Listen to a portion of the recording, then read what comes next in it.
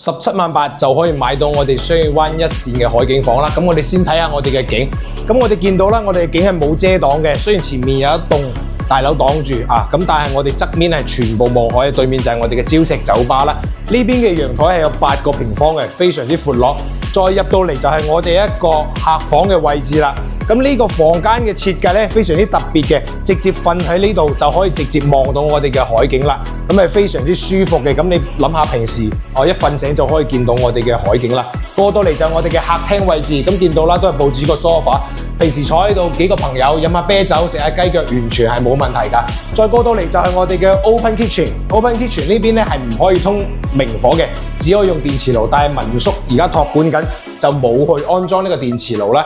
咁過到嚟呢邊就係我哋一個3段式嘅一個衛生間啦。咁見到我哋淋浴區啊、洗手台同埋我哋嘅馬桶啊，都係配備好晒啦。咁呢間房總體嘅面積係51.6個平方，總價只需要17.8萬。而家目前每一年業主收租咧有1萬蚊嘅，咁圍到落嚟嘅回報率大概有5個點以上嘅。咁如果有興趣嘅朋友喺評論區揾阿添。